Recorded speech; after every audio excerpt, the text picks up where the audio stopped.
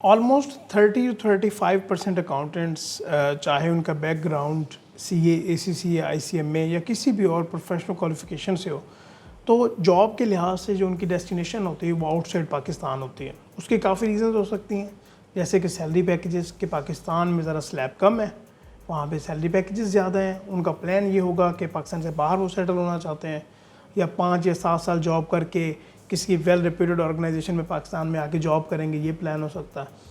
और पाकिस्तान के बाहर भी वो किसी ऑडिट फर्म में या ऑर्गेनाइजेशन में अपनी सर्विसेज प्रोवाइड कर रहे होंगे। तो यहाँ पे भी जो ये स्टैटिस्टिक्स में एक्चुअली ये सब हमने देखा है। और अगर कोई क्वालिफाइड पर्सन है या कोई स्टूडेंट है जो फाइनल लेवल पे अपनी ट्रेनिंग कर रहा है या स्टूडेंट है और उसका ये प्लान है कि पाकिस्तान से बाहर वो अपना कैरियर स्टार्ट करे, और उसके सामने 2 डेस्टिनेशंस होती हैं। नंबर 1 तो गल्फ़ कंट्रीज़ जैसे सऊदी अरेबिया, दुबई, बहरीन, ये कंट्रीज़ हैं। ऑन द अदर हैंड जिस तरह कनाडा, ऑस्ट्रेलिया, USA और बाकी यूरोपियन कंट्रीज़ हैं कि यहाँ पे वो अपना करियर स्टार्ट कर लें। तो एक्चुअली इन 2 डेस्टिनेशंस में से फ़ायदेमंद उसके लिए कौन सी है और किस तरह से उसको प्लान करना चाहिए ताकि वो फ्यूचर में पाकिस्तान से बाहर अपनी सर्विसेज प्रोवाइड कर सकें। तो आपसे रिक्वेस्ट होगी कि चैनल को आप ज़रूर सब्सक्राइब कीजिए। और सबसे पहले मैं आपको ये बताना चाहूँगा, जितने भी मैंने आज तक इंटरव्यूज़ किए हैं, जितने मेरे कोलीग्स पाकिस्तान से बाहर काम करते हैं, तो ये एक्नॉलेजमेंट है उनकी तरफ से, जो भी पाकिस्तान से बाहर अपनी सर्विसेज प्रोवाइड करते हैं उनका वैल्यू ऑफ वर्क बहुत ज़्यादा होता है। वो जो एफ़र्ट्स पुट करते हैं वो कंपैरेटिवली ज़्यादा होती हैं बाकी कंट्री से, जो भी उस जो कंट्री के अपने रेजिडेंट होते हैं, अगर पाकिस्तानी वहाँ पे सर्विसेज प्रोवाइड कर रहे हैं। तो चलें अभी उन फैक्टर्स की बात कर लेते हैं जिनकी बेसिस पे हम ये तयन करेंगे कि कौन सी डेस्टिनेशन आपके लिए बेस्ट हो सकती है, क्योंकि प्लानिंग बहुत इंपॉर्टेंट है। नंबर 1 फैक्टर है जी कॉस्ट ऑफ लिविंग। जिस मर्ज़ी जो भी आपकी डेस्टिनेशन हो, पहले आपने ये देखना है कि कॉस्ट ऑफ लिविंग आपकी कहाँ पे कम होगी, क्योंकि ये बहुत इंपॉर्टेंट है। अगर हम गल्फ़ कंट्रीज़ की बात करें तो as compare to Canada, Australia, USA, यहाँ पे आपकी कॉस्ट ऑफ लिविंग बहुत कम है। तो यहाँ पे प्लस फैक्टर कौन सा कंट्री जाता है या कौन सी डेस्टिनेशन जाती है, ऑब्वियसली गल्फ़ कंट्री। और दूसरी आपने ये देखना है कि कंसंट्रेशन वहाँ पे जो फॉर एग्जांपल जिस तरह अभी आप पाकिस्तान से जा रहे हो, क्या पाकिस्तान से बाहर पहले जो लोग गए हैं कंसंट्रेशन कहाँ पे ज़्यादा है।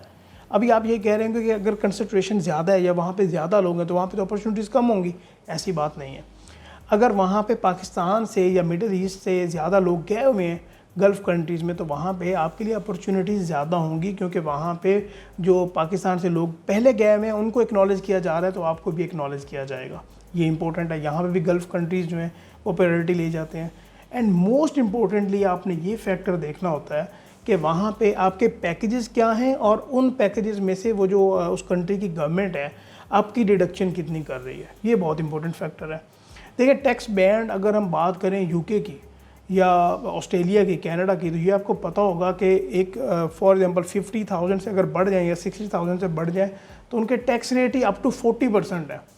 लेट्स से आपको सालाना, क्योंकि जो कंट्रीज़ हैं US है जिस तरह, या कनाडा या ऑस्ट्रेलिया, वहाँ पे जो आपको इनकम आती है, आपकी सैलरी आती है, वो एनुअल में काउंट होती है। पूरे सालाना आपकी जो सैलरी है उसको काउंट किया जाता है। लेट्स से आपको 80,000 या 90,000 एट स्टार्ट मिल रहा है, या $100,000 भी आपको स्टार्ट में मिल रहे हैं, और उसमें से 40% जो है वो आपकी डिडक्शन हो गई, और फिर कॉस्ट ऑफ लिविंग भी काफ़ी ज़्यादा होगी। ऑन द अदर हैंड अगर आप सऊदी अरेबिया या गल्फ़ कंट्रीज़ में देखें, और यहाँ पे आपका जो एवरेज पैकेज है वो 8 to 9,000 में स्टार्ट हो रहा है, और इसको आप लोकल करेंसी में खुद कन्वर्ट कर लीजिएगा कि आपकी क्या बनती है, और फिर उसको 12 के साथ मल्टीप्लाई भी कर लीजिएगा, क्योंकि इन कंट्रीज़ में, गल्फ़ कंट्रीज़ में पर मंथ बेसिस पे सैलरी काउंट होती है, और जो यूरोपियन कंट्रीज़ है वहाँ पे एनुअल बेसिस पे काउंट होती है। लेकिन यहाँ पे फ़ायदा ये है कि यहाँ पे टैक्सेशन बिल्कुल कोई नहीं है, और कॉस्ट ऑफ लिविंग तो पहले ही कम है। तो यहाँ पे भी जो एडवांटेज है वो क्या ले गया भला, गल्फ़ कंट्रीज़ ले गया। कंसंट्रेशन भी यहाँ पे ज़्यादा है, आपकी कॉस्ट ऑफ लिविंग भी यहाँ पे कम है। सैलरी पैकेजेस को अगर कंपेयर किया जाए टैक्सेशन को, कॉस्ट ऑफ लिविंग को, तो जो पहली डेस्टिनेशन बनती है अगर पैसा बनाने की बात हो, तो गल्फ़ कंट्रीज़ एक बेहतरीन आपके लिए डेस्टिनेशन या पहला ऑप्शन होना चाहिए कि आप गल्फ़ कंट्रीज़ की तरफ मूव करें। हाँ, जब यहाँ पे आप एक्सपीरियंस अच्छा खासा गेन कर लें और आप एक अच्छे पैकेज पे यूरोपियन कंट्रीज़ की तरफ मूव करना चाहें, जिस तरह कनाडा है या ऑस्ट्रेलिया, तो फिर आप मूव कर सकते हैं। जब वहाँ पे अगर आपकी सैलरी की भी डिडक्शन हो जाए तो आपको इतनी फ़िक्र ना हो, क्योंकि आपका जो पैकेज है वो बहुत ज़्यादा हो। तो अगर आपका कैरियर स्टार्ट है तो आपकी जो डेस्टिनेशन है वो ऑब्वियसली गल्फ़ कंट्रीज़ होने चाहिए। अच्छा, यहाँ पे अभी आपका ये क्वेश्चन होगा कि आपने ये बता दिया कि चलें ये 2-3 फैक्टर बहुत इंपॉर्टेंट हैं और ये पता भी होने चाहिए थे, लेकिन यहाँ पे जाने का तरीकाकार क्या है? देखिए, या तो आप रेफरेंस ढूंढें, या एक हमने एक डिटेल एक टॉपिक के ऊपर वीडियो बनाई हुई है, आई होप कि पहले आपने वो देखी हो। अगर तो वो नहीं देखी तो आप ज़रूर देखें, उसका लिंक आपको डिस्क्रिप्शन में मिल जाएगा। उसमें एक डिटेल्ड कॉम्प्रिहेंसिव तरीका बताया गया है कि अगर आप गल्फ़ कंट्रीज़ में मूव करना चाहते हो तो किस तरह से मूव कर सकते हो, आपके एक्सपेंसेस किस तरह से आएंगे, आपका वे फॉरवर्ड क्या होना चाहिए। तो आई होप कि ये जो छोटी सी मैंने इन्फॉर्मेशन या वीडियो आपके साथ शेयर की है ये आपके लिए बेनिफिशियल हो, और अगर आपको ये बेनिफिट लगे आपके लिए तो आप ज़रूर अपने कोलीग्स के साथ भी शेयर कीजिएगा। इंशाल्लाह नेक्स्ट वीडियोज़ में बात करते हैं। अस्सलाम वालेकुम।